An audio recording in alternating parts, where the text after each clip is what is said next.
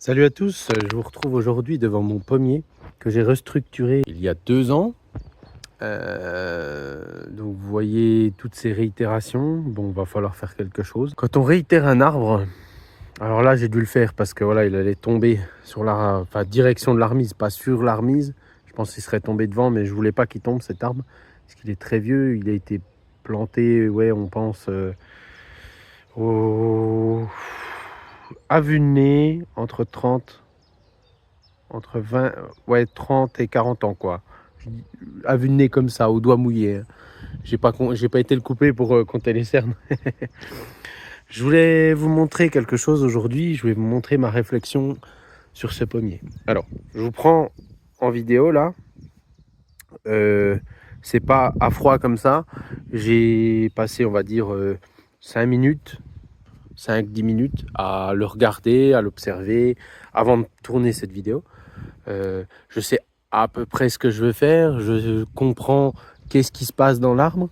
Maintenant, j'aimerais vous faire partager ça sur une ou deux branches qu'on regarde. Quand on réitère un arbre comme ça a pour but de quoi? Alors là, dans son cas, c'était de le sauver et d'éviter qu'il tombe, de rajeunir l'arbre. Quand on lui fait des grosses coupes comme ça, quand on revient en arrière, comme quand on lui fout une branlée, comme dirait Marceau Bourdarias, ça a pour but de relancer la croissance végétative. Et on la voit là, elle est présente, vous la voyez. Malheureusement, c'est bon du point de vue physiologique parce que l'arbre est poussant, il se reconnecte à son milieu. Vaut mieux, alors on dit que la dynamique prévaut sur le nombre, vaut mieux 5 croissances fortes qu'une quarantaine de faibles. Vous voyez ce que je veux dire? Vous voyez où je veux en venir?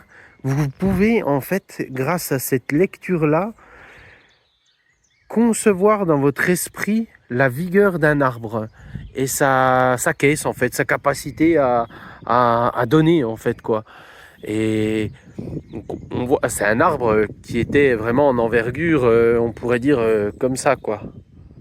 Voilà, il était assez grand. Et là, il a extrêmement bien réagi. Il a des grosses pousses fortes, vigoureuses, très bien ancrées. J'ai déjà fait une présélection.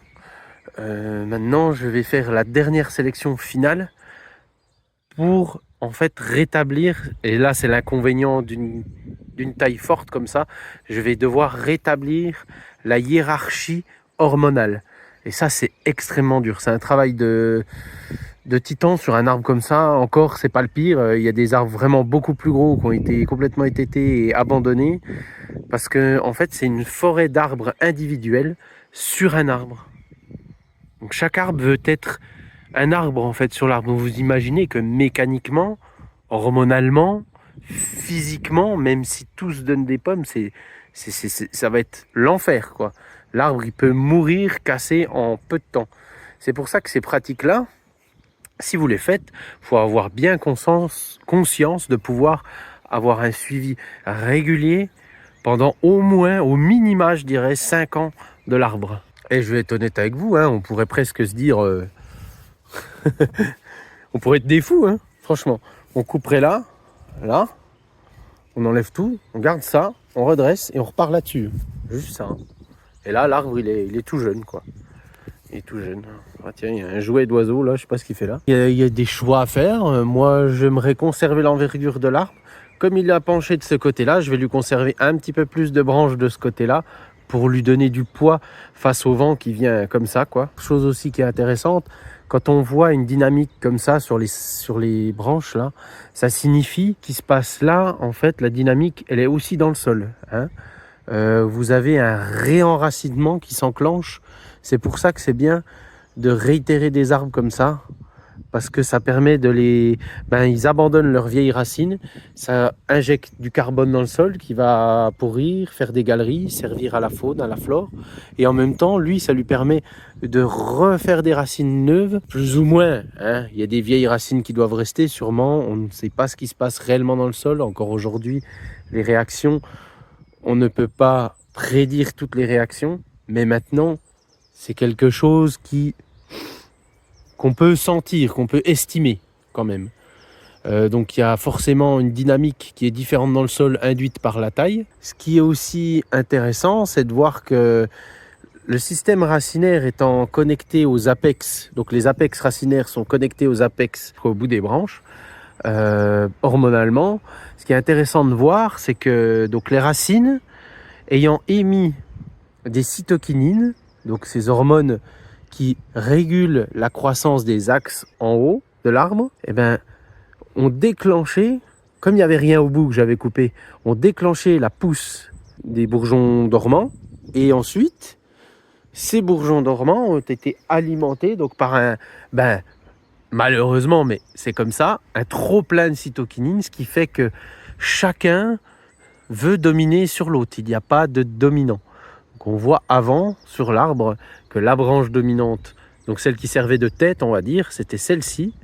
Ensuite, la fourche ici et l'autre fourche qui est derrière, on la voit pas trop. Donc ces deux-là co-dominaient celle-ci, mais un étage plus bas. Et ensuite, il y avait celle-ci. Donc dans ma réflexion, je vais m'atteler à conserver cette hiérarchie hormonale et je vais couper les branches qui ne m'intéressent pas, arquer celles que j'ai besoin pour remplir certains espaces et conserver des branches alors que je vais arquer légèrement mais garder dominante parce que avoir des départs tout droits comme ça, c'est pas... ça va être compliqué à gérer parce qu'ils vont avoir vraiment une trop forte vigueur, pousser en hauteur et avoir tendance en fait à pousser comme ça et faire poup, une multiplication de branches là et encore là et du coup ça vous fait un arbre tout en haut de l'arbre, ça fait un peu bizarre quoi. Donc il faut essayer de les arquer pour faire que ça fasse plus ou moins naturel quoi. Donc ça va être un gros boulot. Mais moi j'aime ça. Voilà.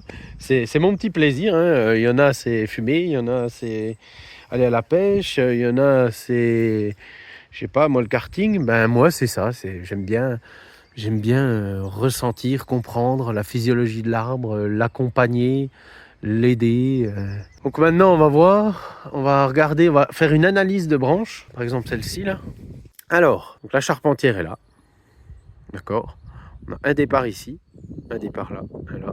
Ah, j'ai déjà arqué celle-ci, hein, parce que vous avez un petit avant-goût de ce que j'ai envie de faire. Donc un départ là, un départ là, un départ là. Deux petits départs comme ceci, qui pourraient être pas mal, on verra, je sais pas. Et deux gros départs. Alors, ma réflexion, on va revenir à la base. Mon arbre, il a failli tomber de ce côté-là. Donc mon but, c'est de rééquilibrer les charges. On voit que l'axe de l'arbre, en fait, il a son poids principal ici, là, sans les branches, il est ici.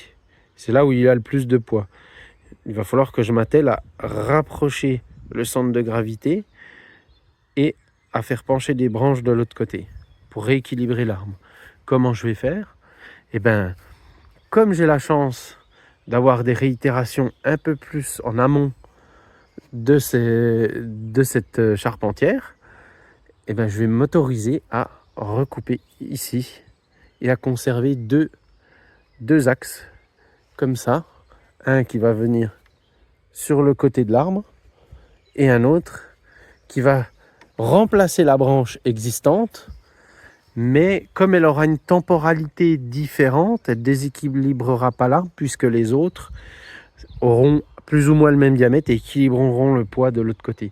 Donc moi, ça m'enlève un petit peu de poids de ce côté-là. C'est pas grand-chose, mais voilà. C'est des petites choses mis bout à bout hein, qui font que ça va aller, ça va marcher. Donc voilà ma réflexion sur cette branche. Pareil, vous voyez, là j'ai une branche un peu étrange qui pousse là, comme ça. Et enfin une charpentière, pardon, et une branche par-dessus qui pousse bien droit. Ah, elle pourrait faire le remplacement de celle-ci. Maintenant, honnêtement, je pense que j'ai celle-là là, qui va venir prendre sa place et qui plus tard remplira cet espace-là. Donc, j'en ai pas nécessairement besoin. Et même au pire du pire, j'ai celle-ci que je peux garder et pencher de ce côté-là. Voilà. Mais elle est un peu basse, donc je pense que je l'enlèverai. Voilà. Donc là, vous voyez une coupe qui a été faite. Et donc, un bourrelet de recouvrement et pas de cicatrisation. Arrêtez avec ces termes anthropomorphiques. Ça n'a plus lieu d'être en fait. J'ai pas de mots pour vous le dire. C'est pas un homme en fait, un arbre. Ça ne cicatrise pas, ça compartimente. Je vous l'ai déjà expliqué dans une vidéo. Donc on voit le bois mort, là, ce bourrelet de recouvrement qui va finir comme un arbre en fait. C'est comme une poupée russe. Hein.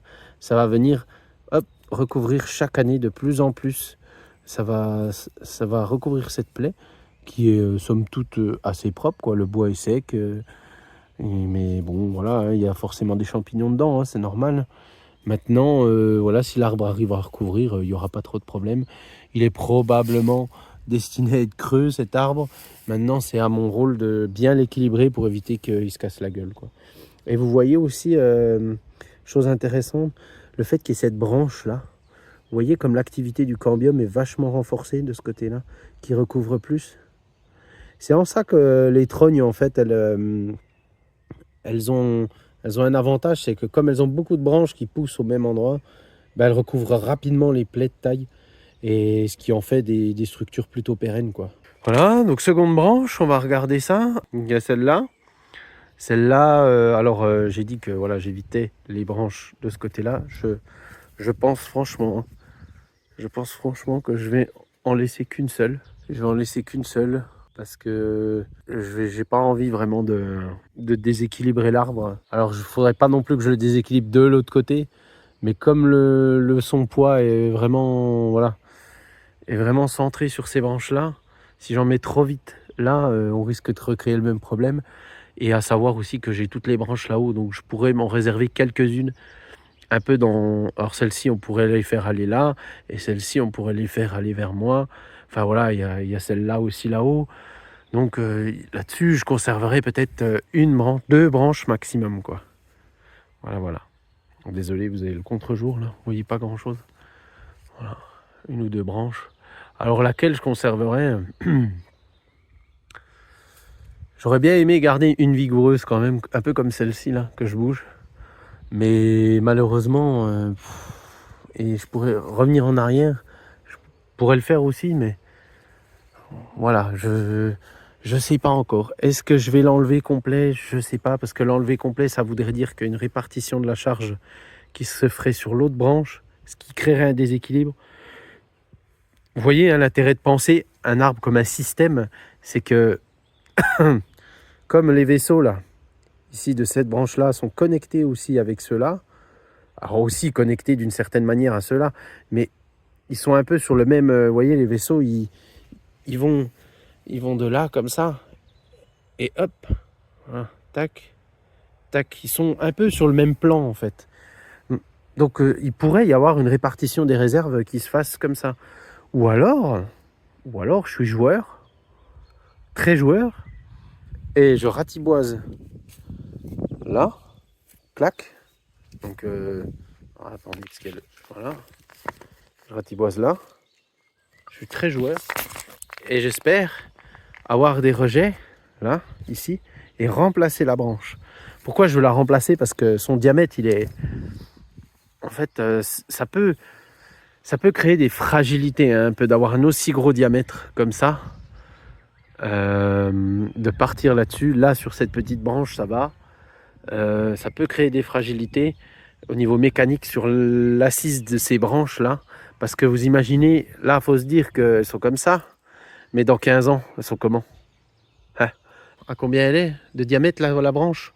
Elle fait quoi? Elle fait ça. Donc avec ça, là, qui aura pourri peut-être, ça pourrait poser des problèmes mécaniques. Donc là, on va tâcher de veiller à pas faire de conneries et à bien réfléchir à ce qu'on fait. Ou alors, je prends une branche qui est attachée là et je l'emmène vers ici, à la place de celle-ci. C'est une solution aussi. Regardez, alors on parlait de cette branche tout à l'heure. Vous voyez là, il y a celle-ci là. Je peux m'en servir de remplaçante. Et en plus, elle est très très vigoureuse. Elle fait pratiquement 1 m 50. Donc je pense qu'elle m'ira très très bien. Je vais la placer un petit peu légèrement comme ça. Et avec le poids des pommes et des années, hop, elle se placera comme ça. Voilà, voilà. Vous voyez? Il y a des solutions partout. Et je pourrais même prendre celle-là derrière si je veux. Je vais voir. Soit celle-là là-bas. Mais du coup, ben, celle-ci, elle va sauter. Bon là, le matos est prêt. On va attaquer. Je vais vous montrer, regardez sur cette branche-là. Je vais faire un choix parce que c'est... Vous voyez là, j'ai un départ ici. Et j'ai un départ là. Je vais privilégier ce départ-là. Parce que ici, en fait, comme on a vu tout à l'heure, vous doutez bien que quand ça fera 15 cm de diamètre, ça risque d'être compliqué avec ça. Alors que là, ça risque de poser beaucoup moins de problèmes. Ça sera posé, enfin vraiment, il y aura beaucoup moins de problèmes mécaniques.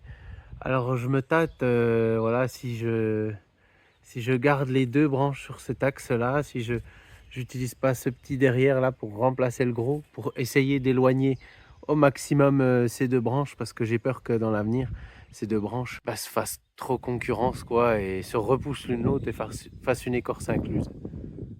Alors pareil, quand vous avez ce type de branche là, où vous avez une branche dans l'année qui fait plusieurs branches, donc des syleptiques, je vous conseille de faire un choix. Hein. Si vous voulez la conserver, vous choisissez une des branches comme dominante, quoi. Ou alors, si vous aviez besoin d'une charpentière, vous la conservez si elle est bien placée. Mais là, deux branches côte-côte, là, c'est trop dangereux. Hein. Ça vous fait des nids à merde. On enlève celle qui ne nous intéresse pas, c'est le mieux. Je voulais vous montrer un exemple. Ici, là, on a deux branches qui poussent côte à côte. Ça, c'est un risque mécanique ultime. Ça, vraiment, choisir une des deux branches, ça, vraiment, faut faire quelque chose tout de suite. Parce que là, en fait, étant donné que les deux se concurrencent, ils n'arriveront pas à s'anastomoser. Et donc, les cambiums ne se soudront pas, ils s'opposeront l'un et l'autre mutuellement. Et ça pourra provoquer à l'avenir un déchirement ou un arrachement, quoi. Donc voilà, en plus de la proximité d'une grande coupe, ça peut être problématique. Donc moi je pense que je vais enlever déjà en premier lieu celle qui est toute droite là, et puis on verra après le reste. Il faut procéder par élimination, petit à petit. Voilà, l'arbre a été simplifié. J'ai gardé les principales branches qui m'intéressaient, que je vais arquer maintenant. Voilà, toutes ces branches là que vous voyez, ça va définir les futures charpentières. Peut-être il y en a qui vont être enlevées, mais on va dire maxi, peut-être 10% qui pourraient être enlevés encore. Maintenant, voilà, je veux voir comment l'arbre réagit à ça et on suivra ça ensemble. Vous voyez, hein, c'est du boulot. J'ai mis une demi-heure, on va dire, à choisir les branches, à monter dans l'arbre, à tailler. Voilà. Maintenant, j'ai conscience que ça fait peur à certains. C'est un boulot de longue haleine. Hein. Franchement, je vous le dis, ça, c'est pas un truc qu'on fait et puis qu'on ne suit pas. Il faut vraiment suivre ça. Mais moi, je voulais vraiment sauver cette variété de pommes, qui est une très bonne pomme pour faire de la compote. Vraiment, elle te fait des pommes massives, mais des gros trucs, quoi. Et voilà, c'est une petite variété bretonne. Donc, on va la garder. Mon père l'a déjà greffé sur d'autres pommiers, mais bon, voilà. On verra ce que ça va donner. On suit ça, les amis. À savoir que cet arbre, il est rentré en dormance quasi fin décembre, début janvier. Comme je l'avais taillé fort l'année dernière, il a mis longtemps à réitérer. Donc après, vers mi-juillet, enfin juillet, ouais, vers juillet, il a commencé à faire ses pousses, à lancer ses pousses. Et ouais, il a arrêté sa photosynthèse un peu avant, hein, mais il a commencé seulement à perdre ses feuilles vers fin décembre. Donc là, j'ai attendu vraiment... je pouvais attendre encore hein, pour tailler. Maintenant, j'ai attendu vraiment les derniers carats pour le tailler, histoire qu'il soit bien en dormance, quoi. Voilà. Petite vidéo sur le pommier, j'espère qu'elle vous plaira. N'hésitez pas en commentaire à me parler de vos pommiers, à me dire ce que vous avez chez vous, à me dire quelles sont vos problématiques. Et on en discutera, ça fera l'objet d'une vidéo. Et puis voilà. Allez, bye bye tout le monde, je vous laisse sous ce beau coucher de soleil.